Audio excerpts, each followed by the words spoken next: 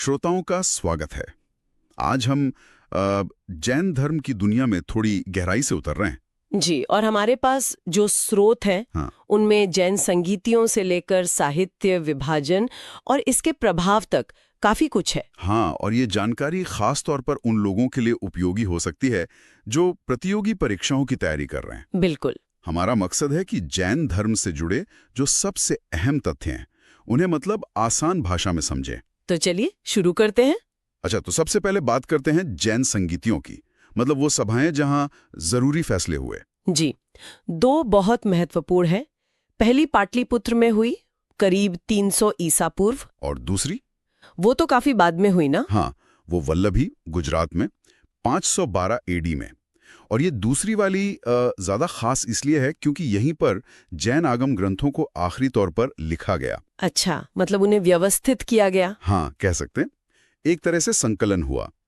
और ये जो साहित्य है इसे आगम कहते हैं। और ये किस भाषा में थे शुरू में? ज्यादातर प्राकृत में, खासकर अर्धमागधी, जो उस समय आम बोलचाल की भाषा थी। लेकिन इसमें भी शायद कोई मतभेद था श्वेतांबर और दिगंबर के बीच। बिल्कुल।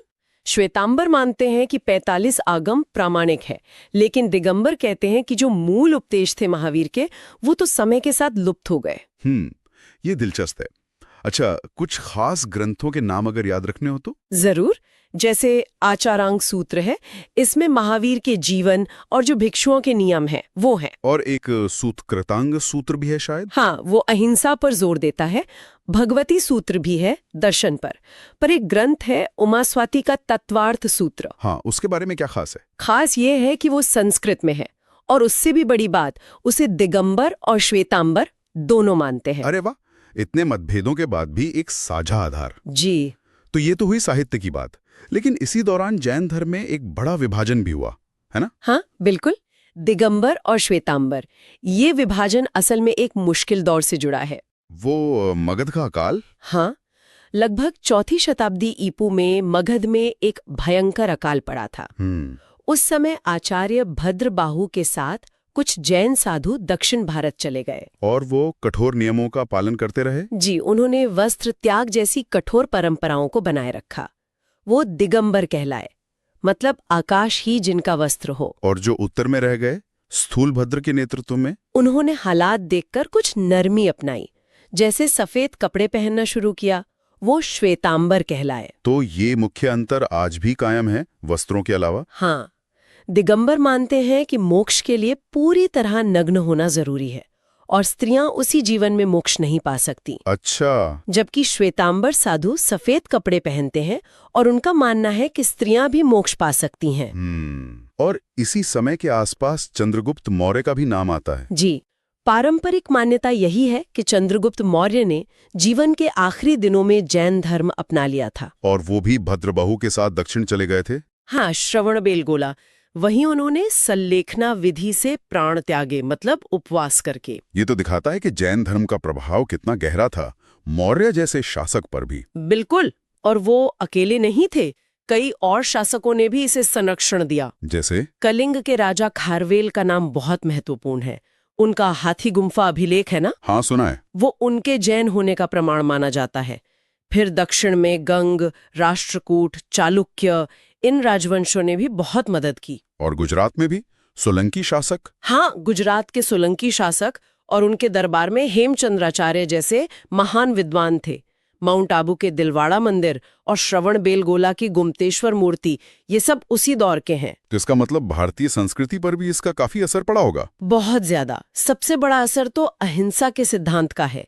वो भारतीय सोच का एक अहम हिस्सा बन गया। सही बात है, गांधी जी पर भी इसका प्रभाव दिखता है। बिल्कुल। फिर शाकाहार को बढ़ावा मिला। कला स्थापत्य में तो है ही, जैसा हमने कहा, और भाषा के स्तर पर भी प्राकृत और अपभ्रंश साहित्य काफी समृद्ध हुआ।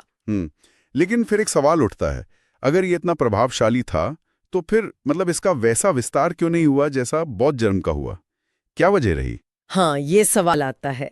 देखिए, कई कारण गिनाए जाते हैं। एक तो इसके नियम, तपस्या, वो काफी कठोर थे, शायद आम लोगों के लिए मुश्किल।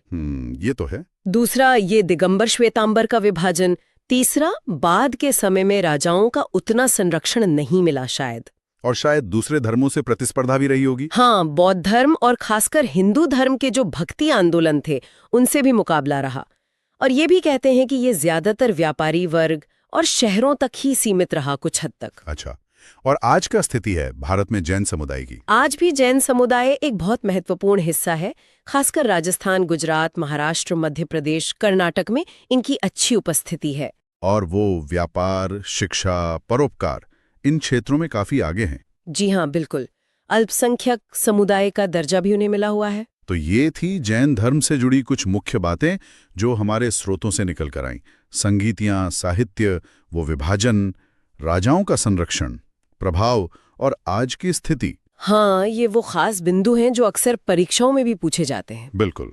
और अंत में एक सोचने वाली बात शायद ये हो सकती है कि अगर जैन धर्म की साधना पद्धतियां थोड़ी कम कठोर होती और ये विभाजन नहीं हुआ होता, तो क्या आज भारत में इसका स्वरूप और प्रभाव कुछ अलग होता? हाँ, ये वाकई सोचने का पहलू है।